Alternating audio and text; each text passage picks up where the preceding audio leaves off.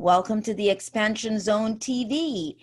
Thanks for watching. And of course, I got to tell you right off the bat, please be sure to subscribe to my YouTube channel by clicking the subscribe link below. Why is that? Well, because it allows more people to be exposed to the many guests that I have on and give them more exposure, because I only have folks on that really have something profound and edgy to say, something life-changing and just incredibly significant. So that's why I always want to make sure that I remind you to do that. Of course, this show is also seen on the expansionzone.com. So you can also go there to see, all the past TV interviews that I have done.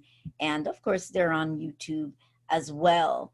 So before we bring our guests in, today's quote is, "Don't wait, the time will never be just right." And I think that's self-explanatory. I think you get that right away in your mind. You're thinking, oh, that's me. I've definitely done that. And that's a quote by Napoleon Hill. Today's topic is going to be, are black holes responsible for forest fires? And of course, there's a lot more that we're going to be talking about. And who better to have that conversation with but Dr. Manjir Samanta-Laughton. She is our guest. Dr. Manjir Samanta-Laughton is a former medical doctor and holistic practitioner turned international speaker and author of the Amazon best-selling books, Punk Science and the Genius Groove. She was a host and co-producer of the popular TV show Hidden Science for the People's Voice TV, and has discussed her groundbreaking theory, the black hole principle, at many conferences around the world. Also the Institute of Noetic Science, and in media interviews with Gaia, the BBC, and many more. Her website is paradigmrevolution.com. So without further ado, Manjir, welcome back to the Expansion Zone. So good to chat with you. Hi, Sonia. Thanks for having me again. Good to see you. It's always great to see you.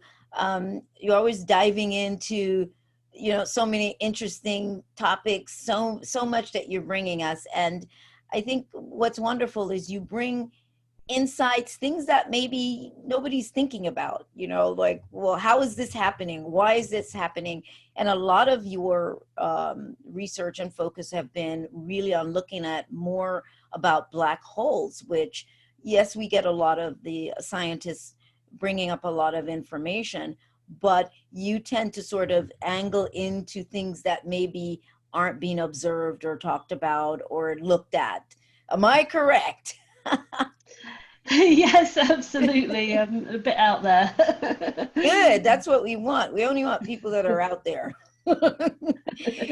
So where should we begin with this? I think that we could probably just start with maybe just giving us a glimpse as to maybe what made you go down that hole in terms of looking at the forest fires, because there's a lot of that going on now, and I mean, just so much all over. So what is it that sort of triggered that in you to think, okay, well, 1 + 1 = 2. What happened to make that calculation in your mind? Yeah. Obviously, we're in still in 2020, where earlier this year, even though it seems a long time ago now, forest fires were devastating Australia, and this is a big humanitarian and ecological problem that we have on the planet. So the more insights that we can get, the better. But for my part in this, it really starts really way back when I got something through, an insight, a flash of things coming together back in 2003 in what I call the black hole principle. And at that point in 2003, we'd really just started to sort of really move into space and explore space. And what the astrophysicists were finding was that black holes, which are supposed to be the end point of stars where everything collapses in on itself, and you know, you end up with this point of infinite gravity, infinite density, and not even light can escape, and things are sort of gobbled up around it. That's what we thought black holes were. But when we actually started to explore, we realized that black holes are not these strange kind of objects that may happen occasionally. They're actually at the center of every galaxy.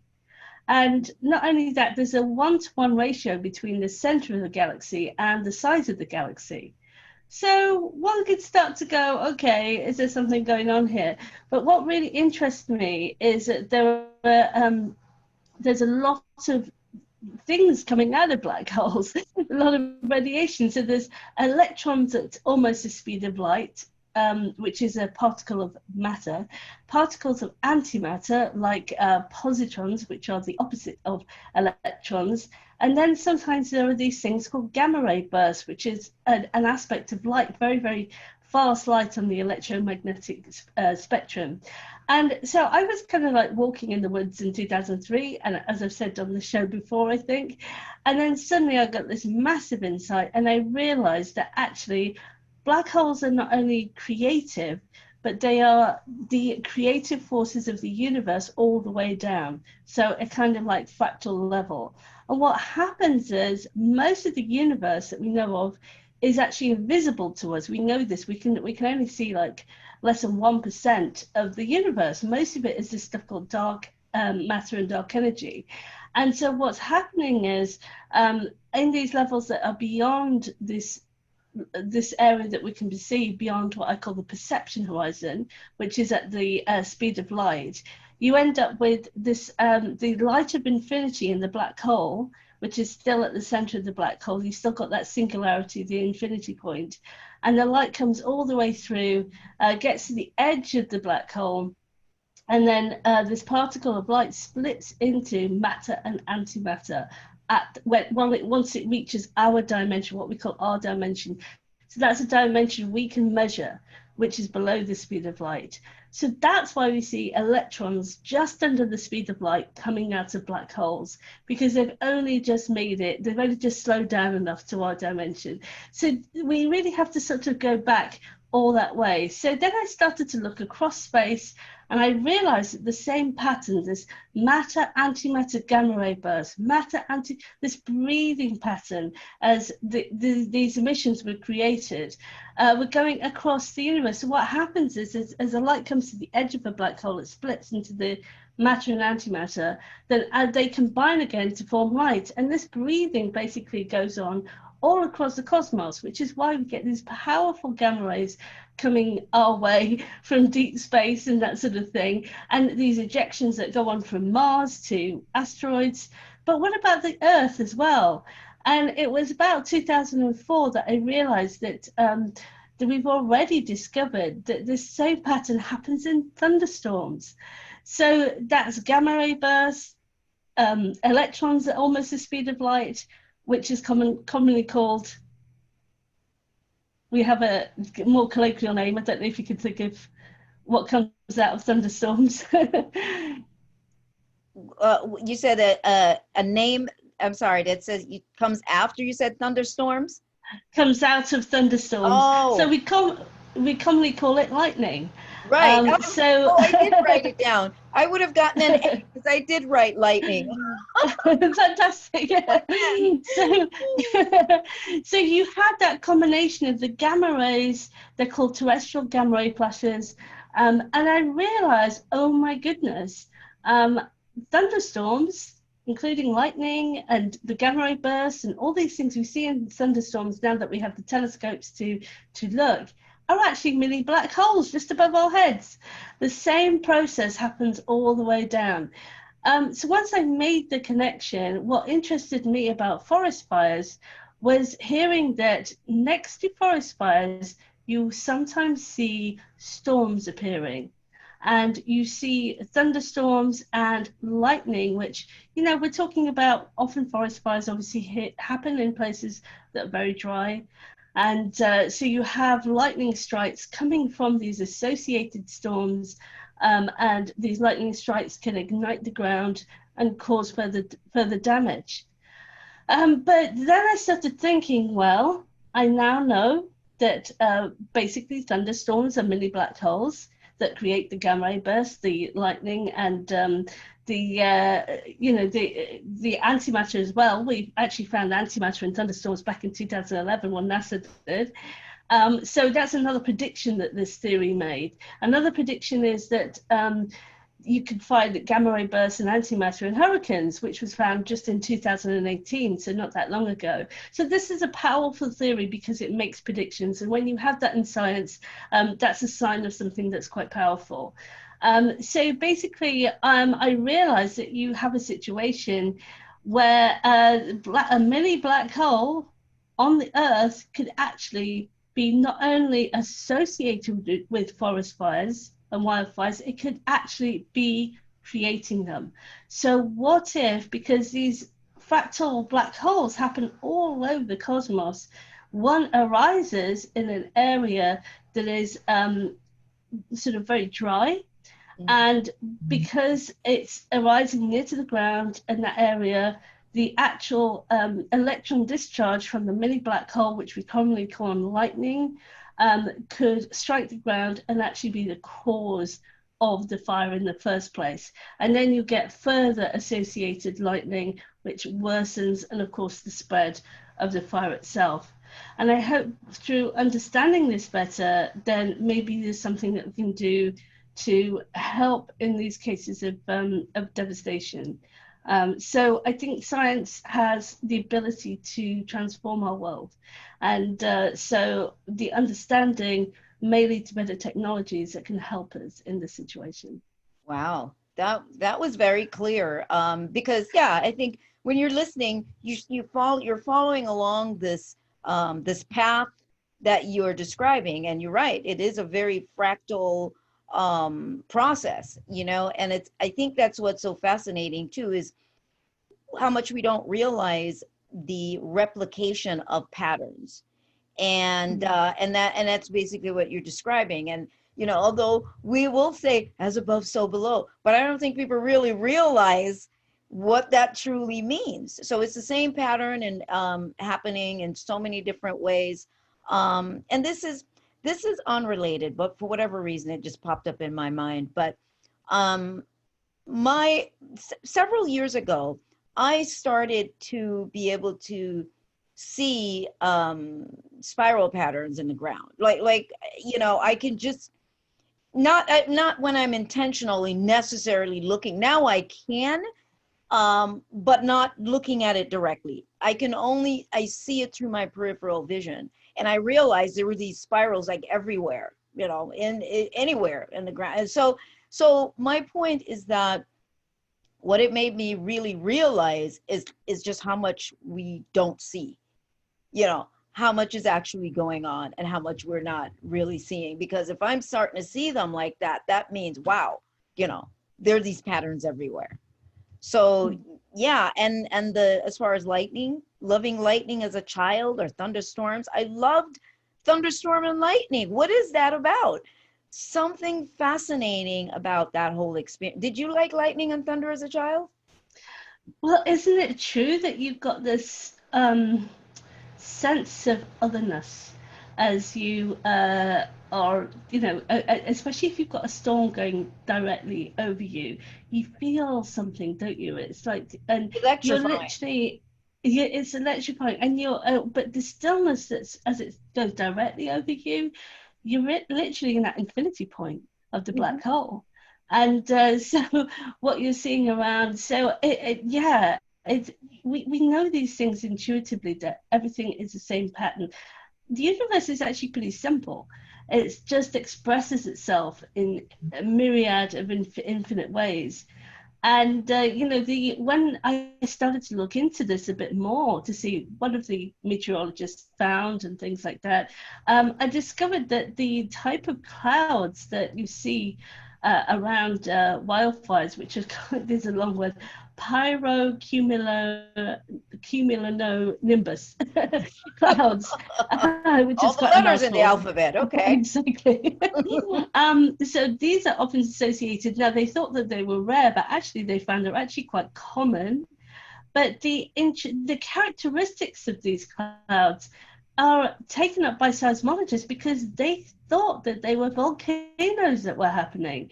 And it's now known that these wildfire storms are able to shoot material high up into the atmosphere, so high that people thought they were volcanic eruptions. Now, one of the things that you see around black holes in space are bipolar jets, very long, concentrated jets. And we even see this around planets and stars as well. Even our Earth has bipolar jets that give periodic ejections. We call those the aurora borealis and the aurora australis. So the two happen at the same time. That's what's causing the bipolar jets, the black hole dynamo that's in the Earth. And the other thing that's really important to mention, although not so much in wildfires, is the association with water, because storms create water, not all the time, but some of the time. And if what I'm saying is right, then black holes all over the cosmos should produce water. And that's exactly what we do see. We see black holes, supermassive black holes. There's an enormous body of water has been found in deep space coming out of black holes. And then all over space as well. We found it on Enceladus, so many moons, even on Mars, we found jets of water. So this it sounds ludicrous. Now But we got once to you take look at another look at single... water. That's what it sounds like to me. Yes. I think water is a technology that is not understood. That's what it sounds like.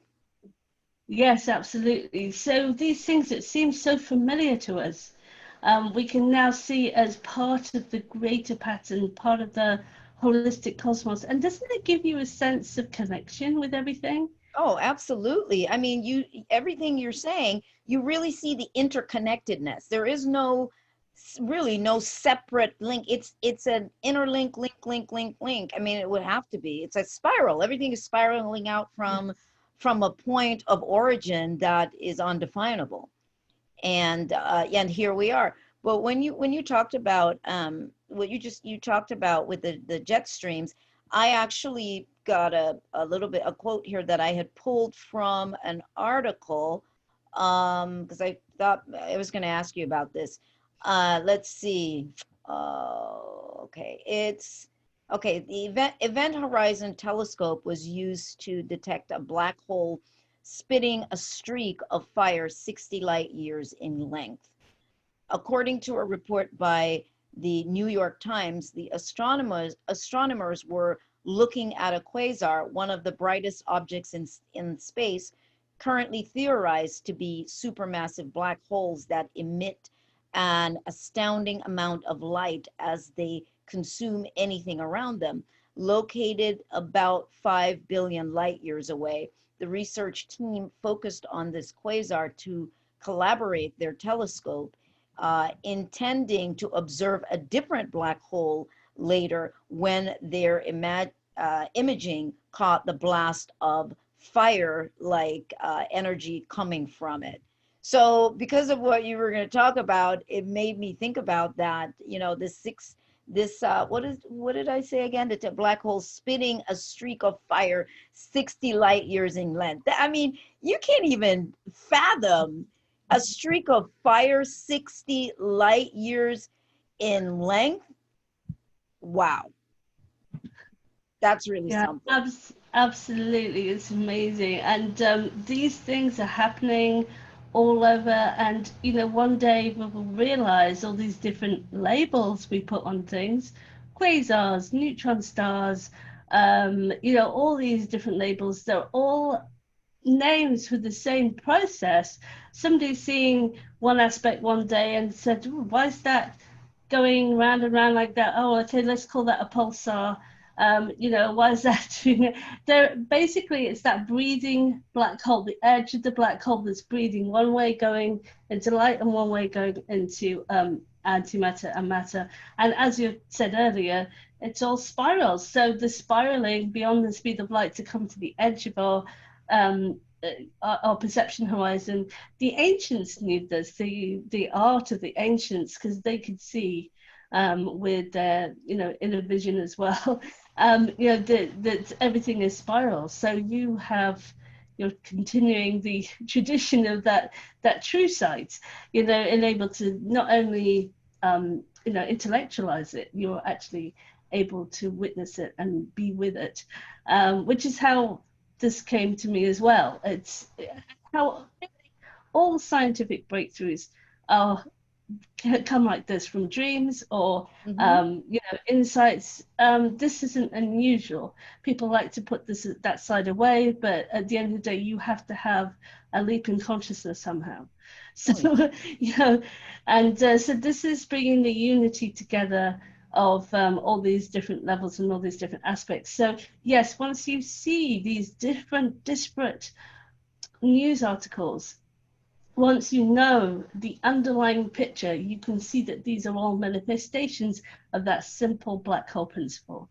So whether they be fast radio bursts, whether they be gravitational waves, whether they be the 60 light sort of shoot that they weren't expecting, because it goes in a pattern that we can't predict. Sometimes it's over days, sometimes it's over months, and sometimes it can be decades. Like there was a supernova that they were examining many years ago, I think it was the 1950s, and they think supernovae are explosions, the death of a star, because that's how they think. Explosions, right. Collisions, everything is like coming together. And isn't that how we think about life on this planet as well?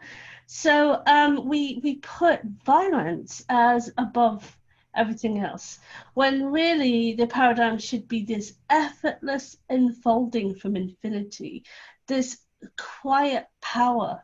Even though it's not exploding, it's bringing in from higher dimensions, from infinity, this light that effortlessly unfolds massive amounts of power without the need of explosions, collisions, anything.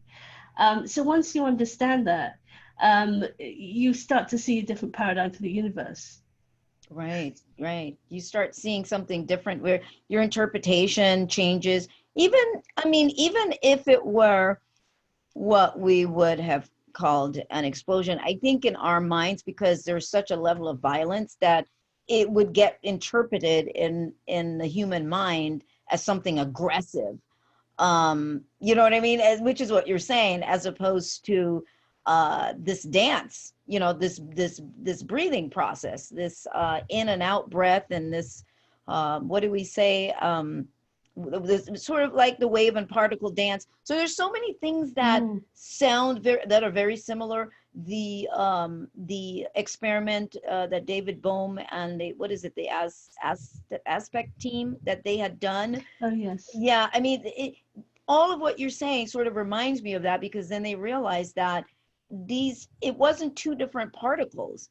They were one and the same, but we're seeing a different angle of it. And so everything you're saying is leading us back to one, I don't even know what to call it, that is able to show itself in all these different ways, as it's doing all these different kinds of experiencing to display life, in many different ways. It's just fascinating. It's just fascinating. And I'm sorry, were you going to say something? I just wondering if we had time just to say that's because the infinities at the center of every single black hole, be it or atoms. I want you to talk about they are this. It's the same infinity.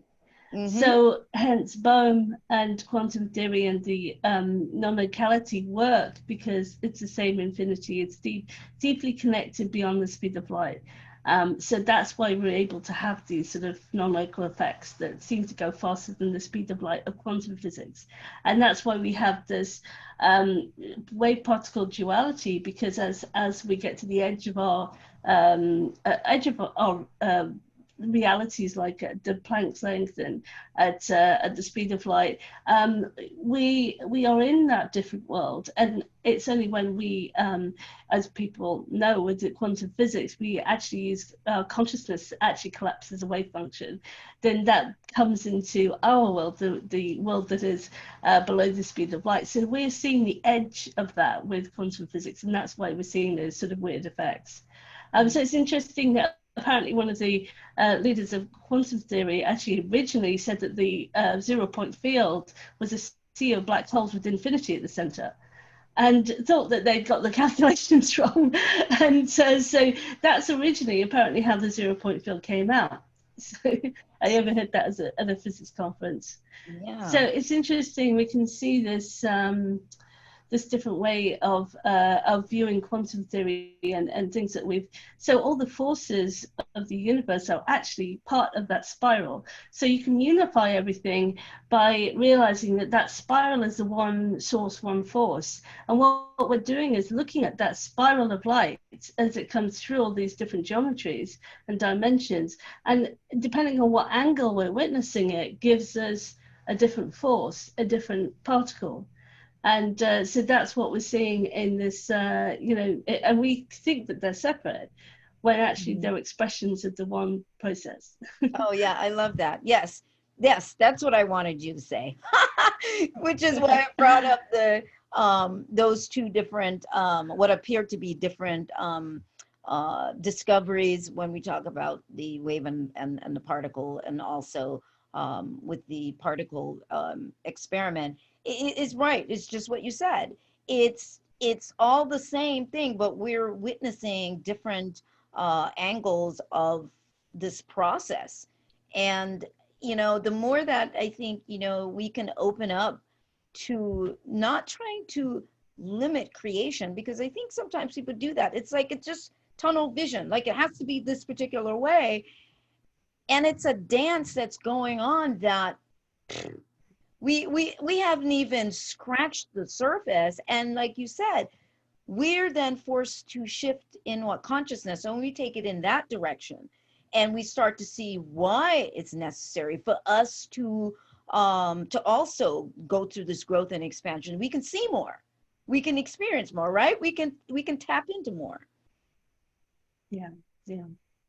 Once you feel this, I've taught this around the world, and it gives people a different sense. And science loves to, conventional science at the moment loves to say, well, the Big Bang happened, and so many billions of years ago, it's all happened. There's nothing to see here. We're just a speck, insignificant speck on this rock. They're so worried that things we might seem special, because special equals religion, that that they really shy away from it. But there is something going on here. Why is it that we're now finding water and organic molecules all over space, and yet we're not finding the same sort of biological life? So these questions are going to come up. But there's connections to everything. Once you start to really take that on board, and you really feel, gosh, I am at every single level of me creating from infinity in every moment. Now we are talking with Dr. Manjir Samanta-Laughton, and of course this is the Expansion Zone with Sonia, Barrett, and that is me. Now I would love to sort of get a little bit more into our discussion about that internal change, because I think this is really important. I know that sometimes people love to just talk about what's out there, but we need to understand more about the same process that's happening, that we're realizing is happening in nature.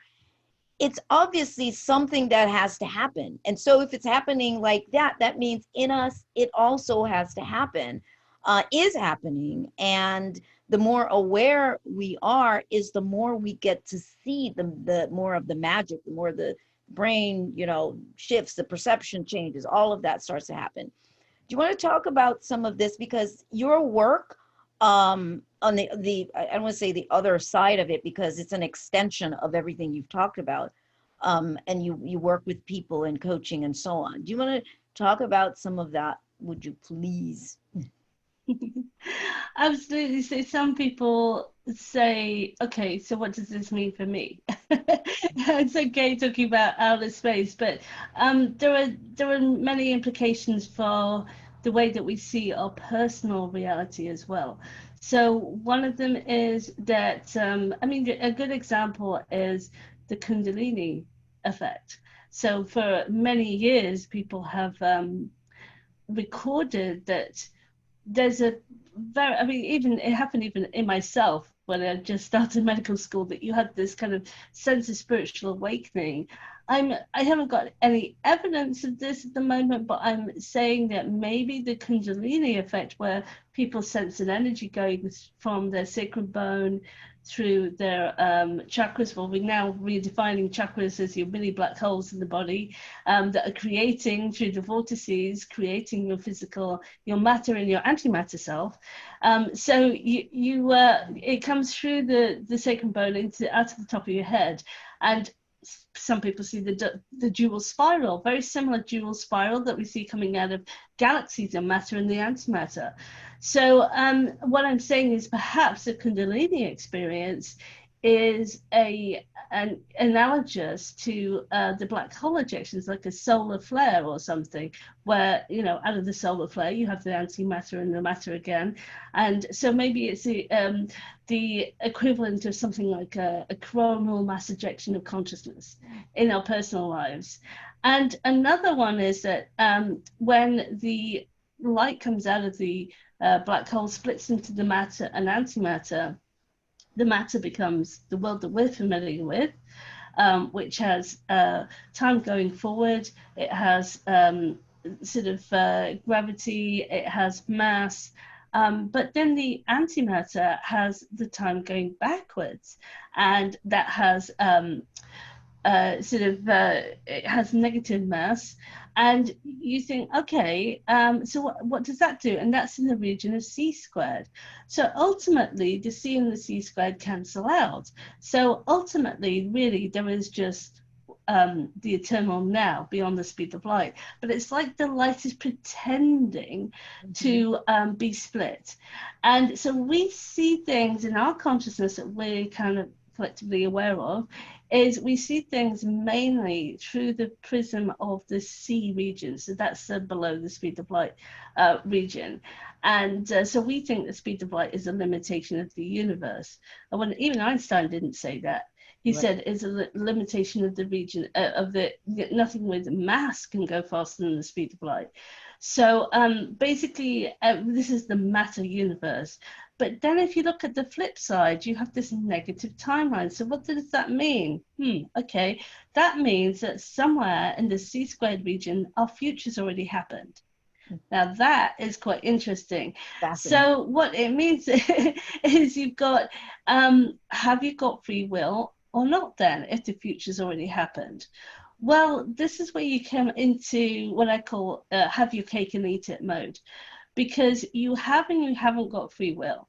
So when it comes to the position of what some people say the ego personality self, you're going on your life. You don't know necessarily what's going to happen unless people have premonitions and this and that. Why are they having premonitions? Because that event already exists in the C squared, in the negative timeline, where things go from and by negative, I don't mean that it's not a judgment on it. It's just the way that it's going relative to what we see. So that's where things are going from the broken cup to the healed cup, as it were, or the adult to the baby. So that's going what we would call backwards. So you basically have things, everything that you experience in your personality self with time going forwards has already happened in this C squared region. However, that's not all there is to you. You also have the beyond the speed of light, the mystic, the consciousness that is beyond the speed of light. That's traditionally called a higher self. And it's that aspect of you that's really running the show. That's making the choices. And when we talk about enlightenment and everything like that, but I think one of the real hallmarks is when your ego self goes through that dissolution and surrenders to the higher aspect of you, and says, okay, I'm not in control. I recognize now that I'm not only not in control, I never was in control. It was an illusion. And when that surrender happens, you're surrendering to the beyond the perception horizon aspect of you. And that's the aspect that's making the choices. So you both have choice and no choice at the same time. And you have an eternal now and a timeline at the same time. Oh, yeah. So it's just depending on where you're looking at the universe. And somebody who shall not be named, always talking about the now.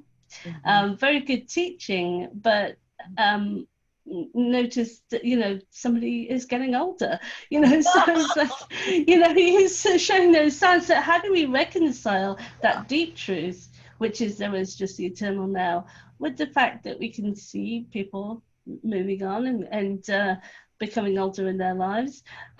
We wouldn't, I don't think anybody would like to be stuck in being a baby and not experience growing up. So yeah, so basically this is how you reconcile it, by understanding the C and C squared region.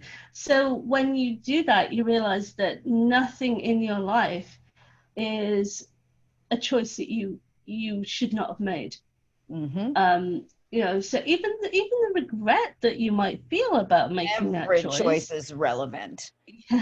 is part of the whole and the perfection. You know, so it doesn't mean that you do things that you know, so, but understanding that that was always a choice that you were meant to make, and that is extremely liberating. Doesn't mean you don't go through things, doesn't mean you don't feel some, oh, you know, but you trust that this is part of the bigger picture. It's actually more liberating than the law of attraction, because in the law of attraction, you're trying to make things happen, and when you surrender to the higher aspect of you, you realize you've already made it happen. Yes. And And listen to the wording. I really want people to acknowledge the wording that you're using, because I think a lot of times, because, well, with religion, people get lost in a different kind of surrender to something else. And what you're saying is that more expansive aspect of ourselves. That's still you, but that's what you're surrendering to, not something else that you view as outside of you. This is the lining up that you're talking about. Now, yeah, I refer to this as, well, the past to some degree. Yeah, you are the past to a future. And since everything is already is, we live in an ocean of potentialities, you know, every potential exists anyway. But I think that what you just explained is very necessary for people to really get a grip on that. Then you start to feel maybe less, you know, not so disempowered, you know, just to things outside of yourself, but you realize that there is a connection. There is this line that you're connected with that really doesn't break, even though you might be distracted from it, don't maybe notice it, but it's always there. So yeah, thank you for giving that explanation. Very essential right now. and the multiple potentialities are, you're tuning into beyond the speed of light. So you can still do that. So you can tune into that aspect. We call it meditation, you know, that's beyond the speed of light. And from there, you make those choices. And so you're putting things into your timeline beyond even all your incarnations, and choosing, and everything ultimately balances out. Beautiful. So that's where the, you know, what we call karma, it's all getting balanced out. So yeah, but it's not the ego self choice. It's, but from that self, when you start to really tune into, and you know, if somebody is religious and they are uncomfortable with that idea, really the beyond space and time self, because we're talking about nothing, something that isn't linear, it's all in the oneness anyway. Right. So if you want to call it a god or something like that, you can do.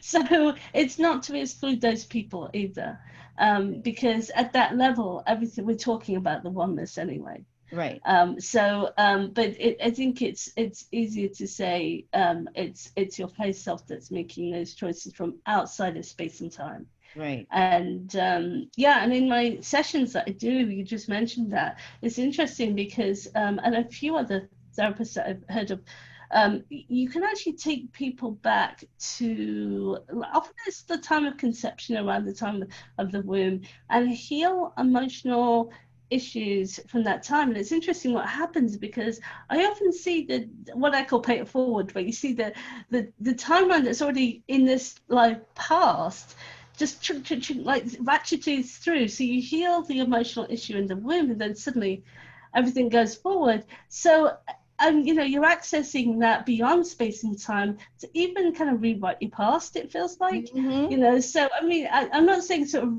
literally as such, but you're rewriting it in consciousness. And so you have these experiences as well. So it works both ways. So once you're Yes. accessing that level and surrendering to that level, so not going, right, I really want to change my future now, you know, just allowing and listening to your own intuition. Where do I need to go? Where do, you know, am I trying to force this here, or do I really feel like life is flowing me there? You know, so it's a different way of being. That's the key. It's the flow.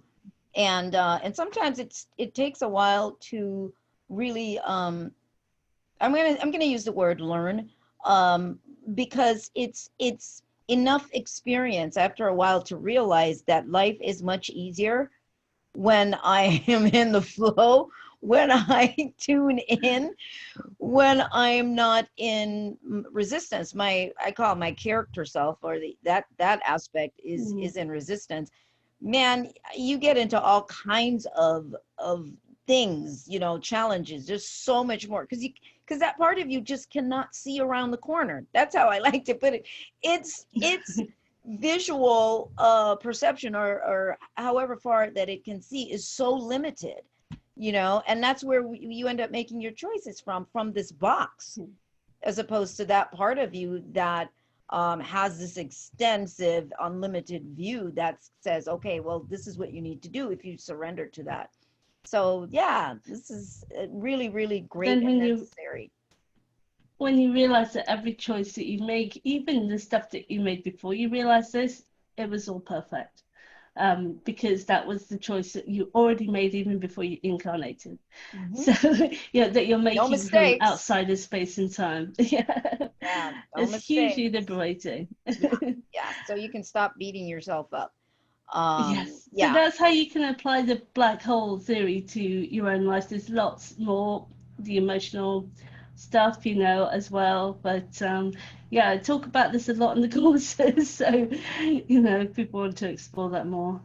yeah, and you know, it starts to change eventually our perception of time, because this is what really ultimately we're talking about is this is a whole other 12-hour show on that, but but it starts to change our understanding of time, because everything that you're saying does relate to this idea of time, or what we define as time, or even talking about the speed of light, you know, going beyond the speed of light, that completely removes this concept of time that we have. That everything, there's a point where there's nothing to be measured, there's no speed, there's nothing. So that's a whole other conversation right there, but a really great conversation. So is there anything else, anything that you would like to, if you were to really give folks some pointers, some additional, you know, specifics as far as direction, what would you suggest, particularly now where people are so focused on the external?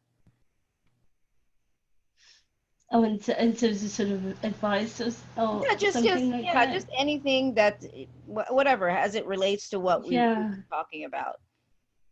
Yeah, I mean, we're on something called the expansion zone. And I think wherever there's the fear and contraction, there is great birth and expansion going on at the same time. And focus on that inner voice, your creativity, and nurture that within yourself, because that is how you're going to get in and hear this flow and focus on this flow more. And then when that grows inside of you, that becomes so powerful that you are living your heaven on earth.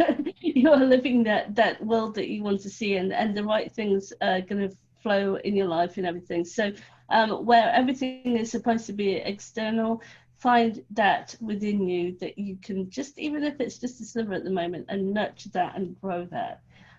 That's the most powerful thing, because then that will sort of give you that no, don't want to say defense, but I mean that is Strength, that you don't need the foundation. defense. Yeah. Yes, you don't need the defense. Hmm. Yeah. It's a yeah, foundation, it's support.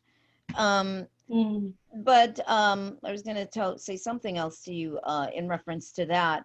um but anyway, yeah, everything that you shared in terms of this time, what's going on right now, is so essential.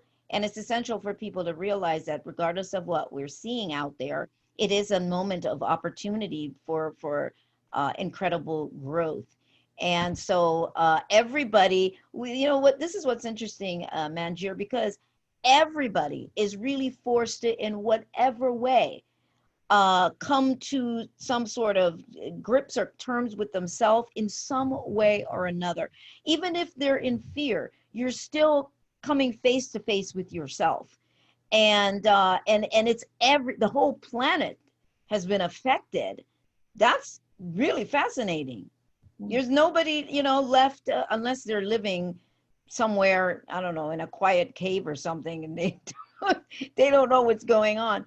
But everybody's sort of forced to, and so it's a grand opportunity, and so people need to be able to see that as well, that this incredible opportunity. Where can folks, reach out to you or check out your website or books or workshops or anything that you have going on? Well, my website is, as you mentioned, paradigmrevolution.com, but if you can't remember that, punkscience.com will get you there.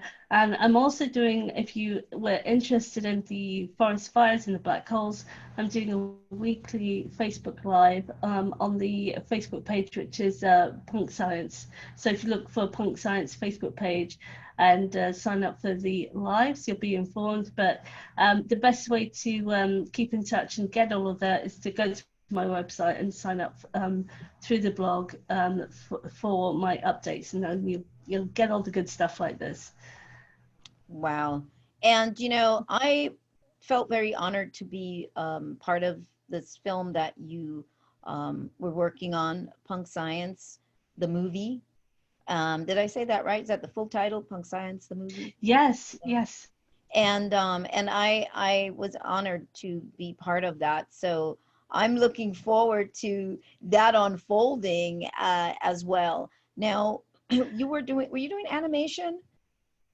Yeah, it's gone through quite a few iterations, and at first we got a bit stuck because we were going, we need an animated storyline, da da da. But the more that I'm sort of looking into it, I'm thinking, you know what, it's been great, perfect timing, because in that time that was sort of brought it to a little bit of a halt.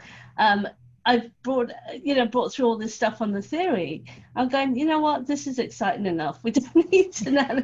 So it's. I mean, I was just spent the whole day, reworking things as well. So just before we spoke, so it's very much, going ahead. We've got some beautiful graphics that we're working on as well, and it just looks amazing. You look amazing in it, Oh my goodness. and yeah, nobody has seen anything like this. The way that it's talking heads, obviously we filmed you like that, but in a way that is completely unique. So I'm really excited to reveal that. Oh my goodness. I can't wait. I'm very excited about it. But also, just what you pointed out, the changes that you've gone through, and I get it from doing my own film. You start out with one idea, one concept, And then sometimes we just get so hung up on a particular way we're going to do it, because I've done that. And then suddenly that moment comes where it's like, what are you doing?